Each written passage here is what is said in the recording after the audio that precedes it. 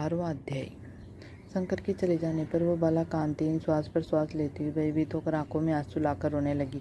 इसी प्रकार दुख से बहुत सा काल व्यतीत हो गया। फिर वह तपस्वी भी बलवान काल के वश में हो गए। उसी समय बड़े धर्मात्मा राजा द्रुपद ने उत्तम यज्ञ किया। उस यज्ञ कुंड में से एक कन्या उत्पन्न हुई। वह मेधावी ऋषि की कन्या दूसरे जन्म में राजा द्रुपद की पुत्री द्रौपदी का नाम से विख्यात हुई। जो ये राजा द्रुपद के स्वयंवर में मतली की आंख को बीनने पर अर्जुन को मिली है। नारद पुरुषोत्तम का अनादर करने से दुष्ट दुशासन बालों को पकड़ कर खींचा, परंतु उस समय वो बारंबार मेरे नामों को याद करने लगी। श्री कृष्ण ने लगे कि यदि द्रौपदी को मैं भूल ही गया था तो भी मेरे को स्मरण आई और हे राजन में तत्काल ही गरुड़ पर चढ़कर आया और अनेक प्रकार से खींचे हुए चीर को इतना बढ़ाया कि दुशासन उसको खींचता वाचित होकर गिर गया। सदैव मेरे शिष्य ने करने पतिव्रता को पुरुषोत्तम मास के अनादर से मैंने भी उसको त्याग दिया। पुरुषोत्तम मास का तिरस्कार करने वाली को मैं भी त्याग देता हूँ। इसलिए इस प्रकार से पुरुषोत्तम मास ऋषियों और देवताओं के भी सेवन योग्य है। फिर मनुष्यों का तो अत्यंत ही मनवांछित फल देने वाला, इसलिए आने वाला पुरुषोत्तम मास की आराधना करो। 14 वर्ष पूरे हुए, अब सब कुछ अच्छा हो गया। श्री नारायण करने लगे। किस प्रकार श्री कृष्ण ने द्रौपदी और पांडवों को समझाकर द्वारकापुरी जाते हुए बोले, हे राजन, अभी विरह से व्याकुल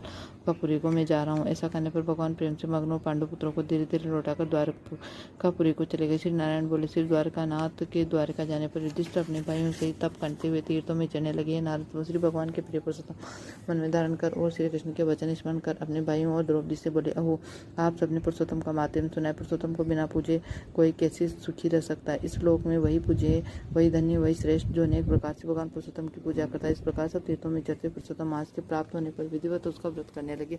14 वर्ष व्यतीत हो जाने पर श्री कृष्ण भगवान की कृपा से अकंटक जी को प्राप्त हुए। इसी प्रकार सूर्यवंशी राजा दृढ़ धनद्वा भी पुरुषोत्तम के सेवन से पुत्र और पौत्रों तथा अनेक प्रकार के सुखों को भोग कर शिष्यों योगियों को भी अति दुर्लभ भगवान के लोग गए।